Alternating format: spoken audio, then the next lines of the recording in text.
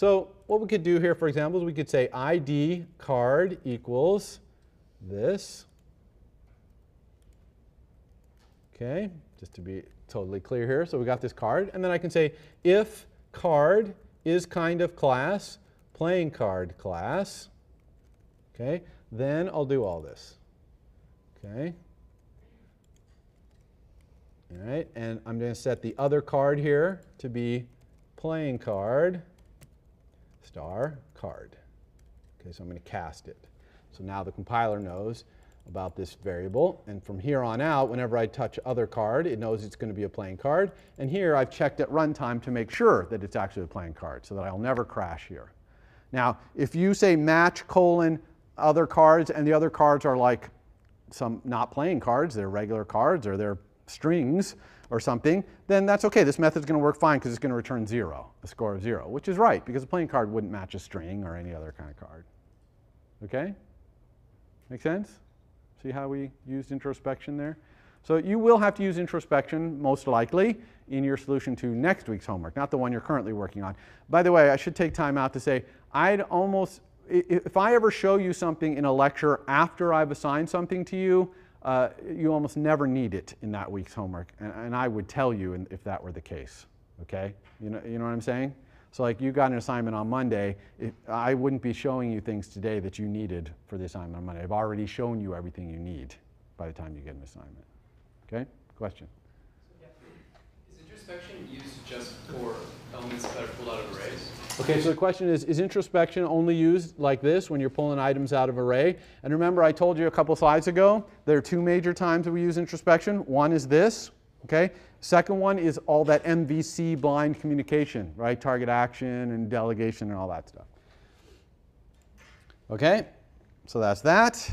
Now let's move on to foundation, okay? So we're going to talk about the foundation framework here. I'm going to really go fast through object, array, dictionary, things like that, because you've already seen a lot of array. I think you pretty much got a good feel for what it is, so I don't want to waste the time talking about that. We got a lot more new stuff to talk about. But you know that NSObject is the base class for all objects. It implements those introspection things. It also implements this very important method called description. Okay, so description, it just returns an NS string, and it's supposed to return a string that describes this object. Okay, when do we ever use this? Two places. One, NSlog.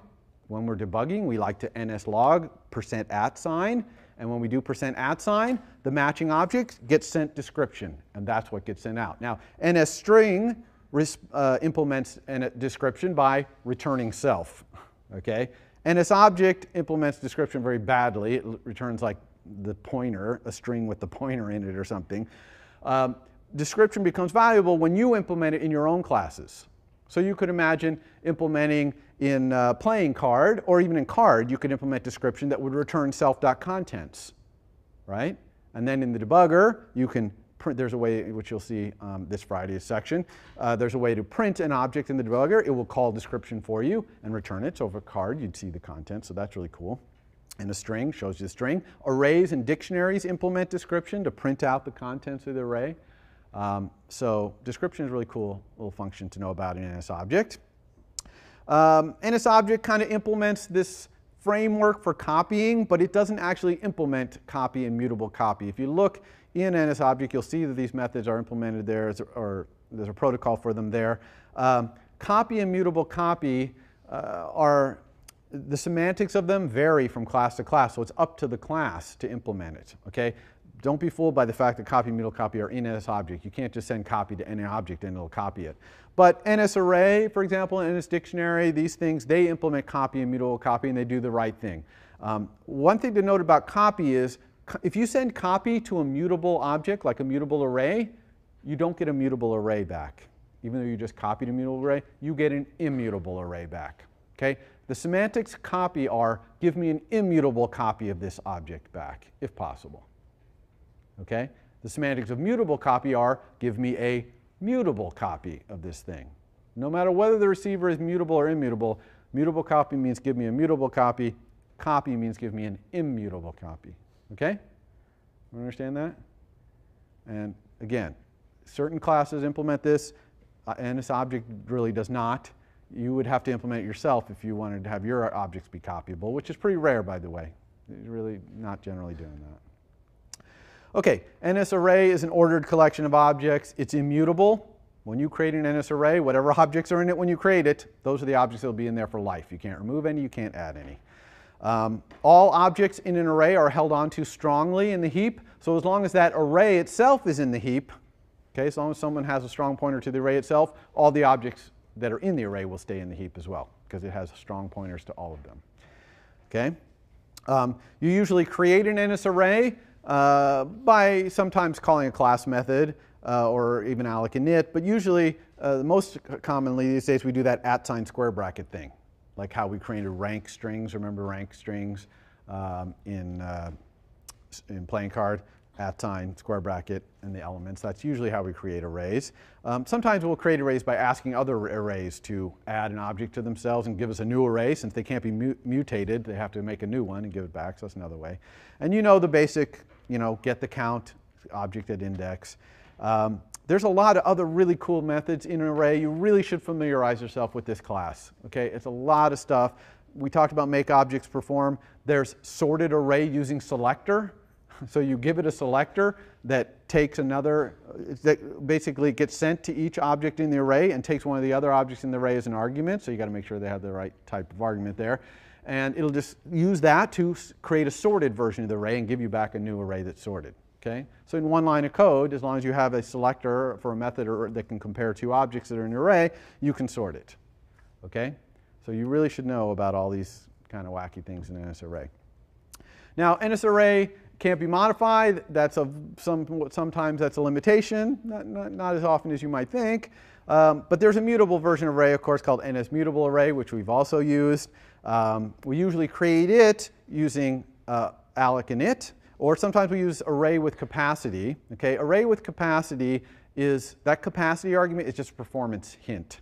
Okay, it's not saying that the array starts out with that many items. It just means, I think this array is going to have about 100 things in it, so create me an array with 100. It's a performance hint only. You know that Mutable Array inherits everything from NSArray, of course, and then it adds add object, insert object at, remove object at index. And you know that you can use the square brackets notation, right? Like self.cards, open square bracket, index, close square bracket, to both put things into an array and get things out of an array. Okay? And using that notation is really just calling object at subscripted index and set object at subscripted index. Okay, it's just calling those methods. That's all it's doing. But it looks really nice in your code to use those square brackets. Okay. Enumeration, we saw how to do this for in business. Don't forget that that control variable like NSstring*string in my array, you see the NSstring*string, that's essentially your casting. Okay, you're casting whatever comes out of that array to be an NS string. You're telling the compiler, I know that what's in that array is strings. Now, if you don't know what's in there, you could say, or if it's a mixed things, you could say for id obj in my array. Then the iteration variable will be an obj, and you'll likely want to use introspection to find out what the thing you got back is each time around the loop. Make sense? Okay. Next, NSNumber. All right, NSNumber is a class that is used to wrap primitive types like integers, floats, doubles, bools, things like that. And why do you want to wrap them? Usually because you want to put them in an array or a dictionary, okay? So you can't put an int into an array. You need to have an NSNumber object. You can create them with class methods like number with int. That's a class number in a class method in NSNumber. Or you can use @parentheses. Okay, so we've already saw @square bracket for arrays. There's also @parentheses, or even just @number if you want to create a number. So you could say @3, you could also say @3.2, and that would create an NS number that would contain that primitive type. If you put the parentheses, then you can put things inside like calls to methods that return a primitive type, or enums, or anything you want in there. Any expression that evaluates to a primitive type can be put inside of parentheses. You can say @parentheses, and it will create an NS number with the result. Okay? Everybody understand that syntax? Okay, so other languages kind of have this auto-boxing kind of stuff in there. NSvalue, I'm not going to talk too much about it. It's essentially a way to encapsulate more complicated types than primitive types. So structs, basically, C structs.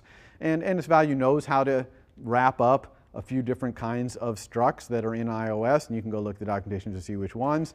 One thing I'm going to give you a little tip right here, okay? Sometimes a good way to wrap up a struct is to turn it into a string. Then you can put it in the array as a string. It's nice because you print it out in the debugger and you can see it really nicely. And then there's ways to turn things from strings back into C structs. So there are C functions in iOS that turn most of the structs in iOS into strings, and then other C functions that turn the strings back into the structs. So NSvalue, I think most of the time you can use strings. It's probably more efficient to store something as an NSvalue, but again, don't over-optimize.